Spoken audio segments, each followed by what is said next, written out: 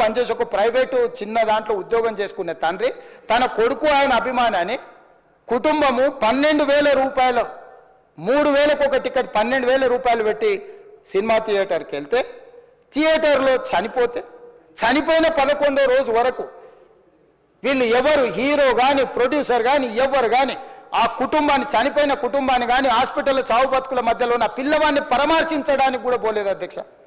ఇది ఏ రకమైన మానవత్వం అధ్యక్ష? నాకు అర్థం కాలే.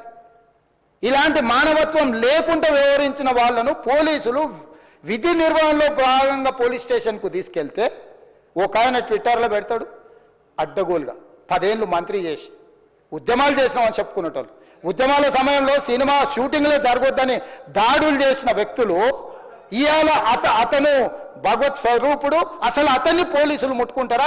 అసలు ఈ రాష్ట్రం ఏమైపోతుంది? రాష్ట్రం ఉంటుందా? ఈ రకంగా రాజకీయ పార్టీలు అధ్యక్ష, రాజకీయ పార్టీలు ప్రజాప్రతినిధులుగా చనిపోయిన ప్రాణాల విలువ లేకుండా చావుకు కారణమైన ప్రత్యక్షంగా పరోక్షంగా అయిన వాళ్ళని పోలీస్ స్టేషన్కు విచారించడానికి పిలిస్తే కూడా అది కూడా తప్పుపట్టి ప్రభుత్వాన్ని బద్నాం చేయాలి, ముఖ్యమంత్రిని తిట్టాలని ఎంత నీచమైన భాష వాడింది అధ్యక్ష. యూట్యూబ్లలో మీరు చూడండి. నాకేముంటుంది అధ్యక్ష? ఏంది ఆ సినిమాకు స్పెషల్ రిలాక్సేషన్స్ ఇచ్చి ఇవాళ సినిమా ఏదైతే వ్యాపారం చేసిందో సినీ పరిశ్రమను ప్రోత్సహించాలని మొదటి వారం అత్యధికంగా సినిమా ధరలతో టికెట్లు అమ్ముకోవడానికి, స్పెషల్ షోలు వేసుకోవడానికి, బెనిఫిట్ షోలు వేసుకోవడానికి ప్రత్యేకమైన అనుమతులు ఇచ్చింది నా ప్రభుత్వమే కదా, మా ప్రభుత్వమే అధ్యక్ష. సినీ పరిశ్రమను ప్రోత్సహించాలనే మా విధానం.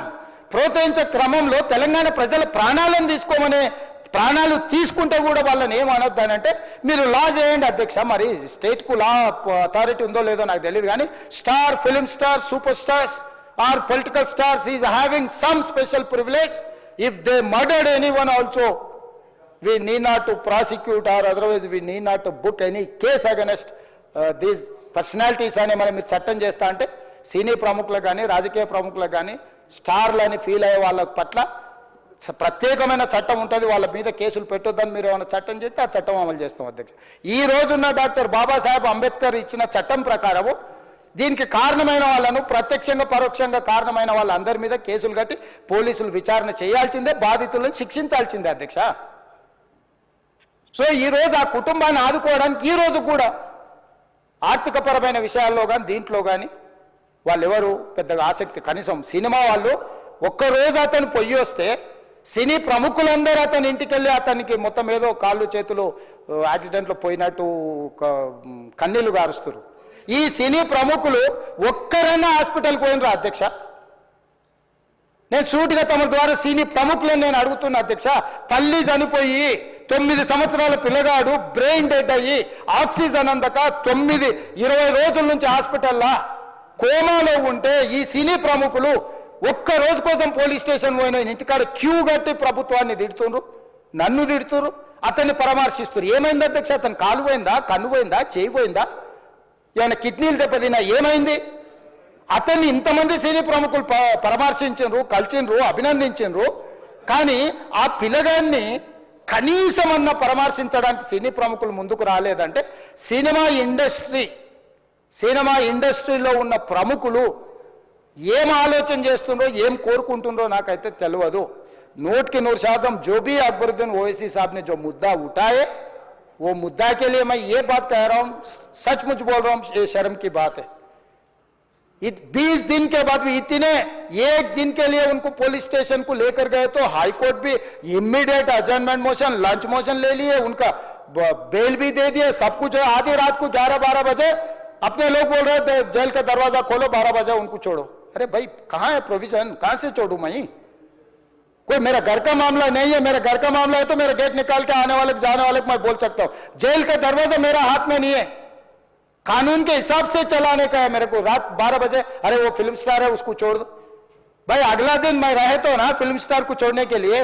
अगर आधी रात को 12 बजे किसी को जेल से छोड़ने का कोई लॉ है तो बोलो, मैं भी लागू करता हूं. तो इसीलिए ये इतने फिल्म स्टार कोई भी दवाखाना तक नहीं गया, छोटे बच्चे को नहीं देखा अकबर साहब. ये अफसोस की बात है, शर्म की बात है. सचमुच बोल रहा हूं मैं. अगर मैं वहां पर जाके देखने के लिए मैं पूरा स्टाफ और मेडिकल एंड हेल्थ सेक्रेटरी, मेरे कमिश्नर, सब टीम को मैं डिप्लॉय कर दी। सीता और अपने कमीशन चेयरपर्सन सब लोगों को वहां भेज के मैं continuously I am monitoring that boy health condition. So ये कैसे कहां जा रहे हैं हम लोग? भाई उन लोगों को जिम्मेदारी दी नहीं है, हम समझ भी सकते है नहीं है वो बात अलग है, मगर कुछ पॉलिटिकल पार्टीज 10-10, 20-20 साल जो रिप्रेजेंट किए, मंत्री किए, वो लोग मुझे गाली दे रहे हैं, उसके ऊपर कैसा केस लगाते हैं? वो मेरा दोस्त है। भाई आपके लिए, आपके दोस्त के लिए कोई नया कानून बनाना है तो बनाओ, देखेंगे। अरे आपके दोस्त रहे तो 12 खून माफ है क्या? मेरा भाई के लिए भी माफ नहीं है, आपके लिए कहां से माफ करूं मैं? मेरे परिवार के लिए भी कोई नया कानून नहीं है। स्पीकर साहब, मैं ये कुर्सी में बैठा हूं, जो कानून है, जो डॉक्टर बाबा साहब अंबेडकर जी ने जो कानून दिया, वो कानून के हिसाब से हम सरकार चलाएंगे। जो अकबर साहब ने जो बात लिखा, कुछ प्राइवेट डिस्कशन है, कुछ पब्लिक विजुअल्स है। जो पब्लिक विजुअल्स में वो वापस जाते वक्त भी हाथ हिलाया, रोड शो किए, आने से पहले किए, जाने से समय पर किए, पुलिस वाले भी उसको जल्दी जाने के लिए कोशिश प्रेशर किए, सब कुछ सच है, मगर उनको तो बेल मिल गए। अभी कानून तो हम मानना ही पड़ता। तो ये हकीकत है, सचमुच है, मगर अफसोस की बात है। मैं फिल्म इंडस्ट्री जो बड़ा लोग है, मैं उन लोगों से गुजारिश करता हूं, इनह्यूमन नहीं रहना। आप बिजनेस करो।